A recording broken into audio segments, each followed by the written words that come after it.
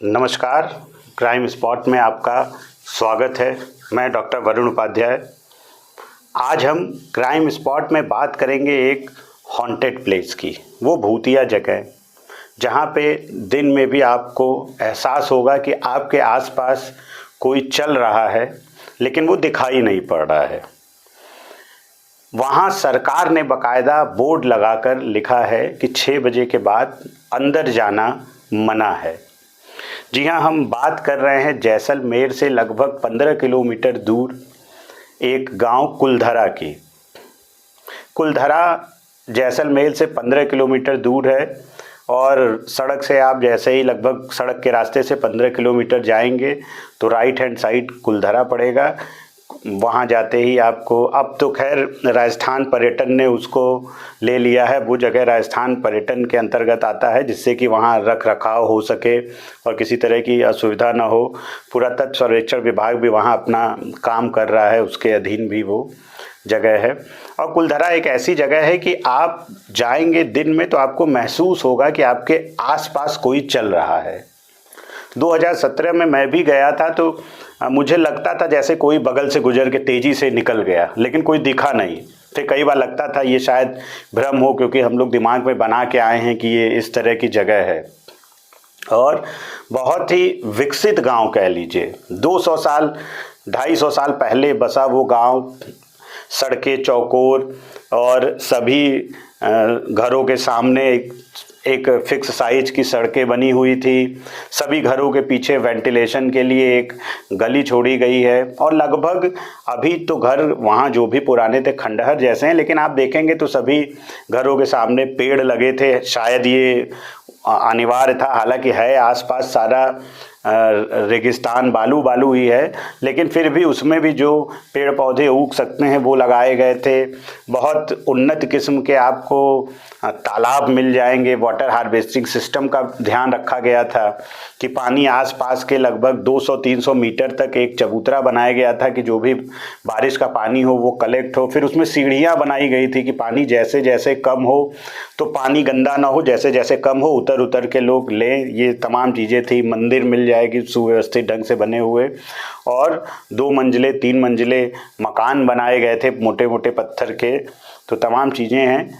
वहाँ की कहानी जो इतिहास के पन्नों में है, जो पुरातत्व विभाग से और राजस्थान सरकार पर्यटन विभाग से जो चीज़ें पता चली वो ये है कि लगभग 250 से 300 साल पहले वो गांव पालीवाल ब्राह्मणों ने आबाद किया था। वहाँ के राजा ने पालीवाल ब्राह्मणों के कुछ परिवारों को एक जगह दी थी और उस जगह में फिर उन्होंने अपना घर बनाया था, मंदिर बनाया था, अपना पंचायत भवन, सारी चीज़ें वहाँ बनाई थी। और ये पालीवाल ब्राह्मण जो है बेसिकली कृषि के साथ साथ वैज्ञानिक तरीके से उन्नत, ये कह लीजिए शिल्पी भी थे, घरों के निर्माण से भी जुड़े थे। और हालांकि आसपास तो रेगिस्तान है तो ज़रूर ये कहीं ना कहीं राजा के साथ किसी उनके काम में सहयोगी रहे होंगे, तभी वहाँ पे राजा ने इनको जगह दी और ये जगह वहाँ पे बसा। पालीवाल ब्राह्मण वहाँ रह रहे थे, राजा के सहयोगी थी, सारी चीज़ें सही चल रही थी। इसी बीच वहाँ राजा का एक मंत्री था सलीम सिंह। सलीम सिंह बहुत ही जालिम किस्म का व्यक्ति था। सलीम सिंह लगान और तमाम चीज़ों, टैक्स की वसूली के लिए उनका बड़ा उत्पीड़न करता था और बहुत बेगारी भी उनसे करवाता था। आए दिन सलीम सिंह के उत्पीड़न से लोग त्रस्त थे ही। इसी दिन एक दिन अचानक जो है सलीम सिंह पहुंचा और वहाँ के मुखिया की बेटी पर उसकी नज़र पड़ी। सलीम सिंह के ये किस्से कारनामे मशहूर थे आसपास भी। सलीम सिंह इसी प्रवृत्ति का व्यक्ति था, दुष्ट था। तो सलीम सिंह की नज़र जब मुखिया की बेटी पर पड़ी तो सलीम सिंह ने फिर विवाह का प्रस्ताव दिया, तो मुखिया ने मना कर दिया। फिर कुछ दिन बाद सलीम सिंह कुछ दिन तक गांव में आना जाना छोड़ दिया। उसके बाद सलीम सिंह ने अपने सेना के कुछ व्यक्ति को भेजा और कहा कि मुखिया से कह दो कि अगर 24 घंटे के अंदर अपनी बेटी को लेकर मेरे महल पे नहीं आएंगे तो हम चढ़ाई कर देंगे और फिर जो नहीं करना चाहिए वो करेंगे, तमाम तरह की धमकियां दी। इस धमकी को मुखिया ने बड़े गंभीरता से लिया और तुरंत अपनी पंचायत, गांव, परिवार के लोगों को बुलाया। और उस पंचायत में ये बात जब सामने रखी गई तो लोगों ने एक मत से कहा कि हमें सम्मान ज़्यादा प्यारा है, सम्मान के आगे कुछ नहीं है। फिर ये हुआ कि सलीम सिंह के पास सेना है, उससे लड़ा भी नहीं जा सकता, और राजा का बहुत ख़ास है, राजा सिर्फ उसी की बात सुनते मानते हैं, राजा और किसी की कोई बात मानते नहीं थे। तो मुखिया के सामने ये समस्या थी कि अपनी बात राजा तक पहुंचाएं तो कैसे पहुंचाएं। और सूर्योदय के पहले तक का समय था कि यदि 24 घंटा ख़त्म होगा तो उसके बाद फिर एक एक करके सबको मार देंगे। इस बीच ये फैसला लिया गया कि समय कम है और फिर एक ही रास्ता है कि या तो हम अपनी बेटी को पहुंचा दें, और दूसरा रास्ता या तो फिर हम सब गांव छोड़ के कहीं चले जाएं। सर्वसम्मति से ये निर्णय हुआ कि हम सभी अलग अलग टुकड़ों में गांव छोड़कर चले जाते हैं, क्योंकि ये भी डर था कि कहीं सलीम सिंह को पता चल गया कि पालीवाल ब्राह्मण यहाँ से जा रहे हैं, पलायित हो रहे हैं, तो वो उस रास्ते में रोक के जोर ज़बरदस्ती, चूँकि मेन उसकी नज़र तो मुखिया की बेटी पे थी और मुखिया की बेटी को ही बचाना था, तो कुछ भी कर सकता था। तो फिलहाल वो लोग छोटे छोटे टुकड़ों में निकलने का निर्णय लिए। और इसका प्रमाण ये भी है कि बाद में वहाँ जब पुरातत्व विभाग और लोगों ने वहाँ देखा कि जो कपड़े जहाँ जैसे रखे थे वैसे ही पड़े थे, चूल्हा जैसे, चूल्हे में जैसे राख थी वो वैसे ही रह गई थी, तो इसका मतलब था कि वो लोग अपनी ज़रूरी चीज़ों को लेकर, ज़रूरी सामान को लेकर और वहाँ से निकल गए, वहाँ से पलायन कर गए। और रातों रात लगभग 650 घर खाली हो गए। ये 84 के 84 गांव खाली हो गए। और जाते जाते पालीवाल ब्राह्मणों ने एक श्राप दिया था कि इस गांव में, घरों में अब कोई बस नहीं पाएगा।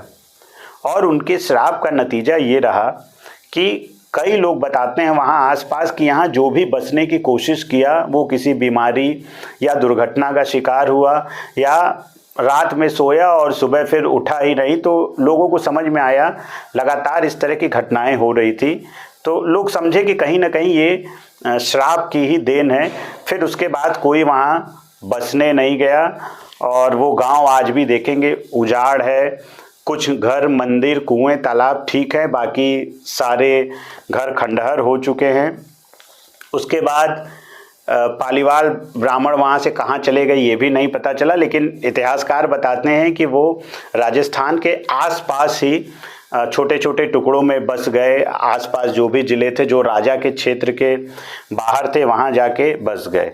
अभी भी आप वहाँ जाएंगे तो आपको लगेगा कि यहाँ बच्चों के खेलने की आवाज़, बच्चों के हंसने रोने की आवाज़, औरतों के बातचीत करने की आवाज़ आती रहती है लगातार।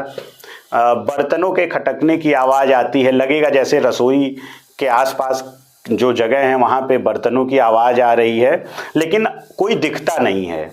अब तो सरकार ने चारों तरफ एक बाउंड्री वॉल कर दिया है कि कोई इसके अंदर आए नहीं, और गेट पर भी लिखा है कि 6 बजे के बाद अंदर जाना मना है, 6 बजे गेट बंद हो जाता है।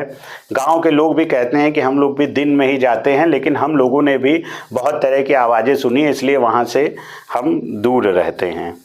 और अभी भी पर्यटक भी जो जाते हैं वो 6 बजे के अंदर ही चले जाते हैं। वो कभी कोई 1 आदमी 2 आदमी नहीं जाता है। वहाँ गेटमैन बताता है कि यहाँ जब भी लोग आते हैं वो 6-7 की संख्या में ही आते हैं। अकेले जाने में सारे लोग डरते हैं, और अकेले जाने में वॉचमैन भी वहाँ का अंदर डरता है, कहता है हम गेट के बाहर ही रहते हैं, 5-6 बजे के बाद हम कभी अंदर नहीं जाते, क्योंकि हमें भी डर लगता है जाने में।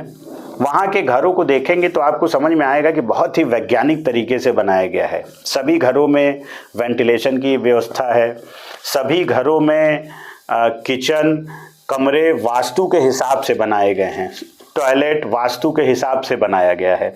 तो इसी से लगता है कि पालीवाल ब्राह्मण जो थे वो कुछ वैज्ञानिक तरीके, ज्योतिष, तमाम चीज़ों में विश्वास रखते थे, इसलिए उन्होंने इस तरह बनाया। गेट के अंदर घुसते ही लगभग 100 मीटर बाद दाहिनी तरफ आपको मंदिर, कुआं, तालाब, मुखिया का ही घर लगता तो ऐसा है कि वो मुखिया का ही घर रहा होगा, क्योंकि उस पूरे 84 गांव में सबसे अच्छा और 2 तल्ले का 2 मंजिला बहुमंजिला मकान वही था। तो ये थी कहानी कुलधरा की। कुलधरा जाएं और वहाँ देखें, महसूस करें और कमेंट बॉक्स में बताएं कि आपने क्या महसूस किया। इस तरह की कहानियों को सुनने के लिए क्राइम स्पॉट से जुड़े रहें। लाइक करें, सब्सक्राइब करें। नमस्कार, धन्यवाद।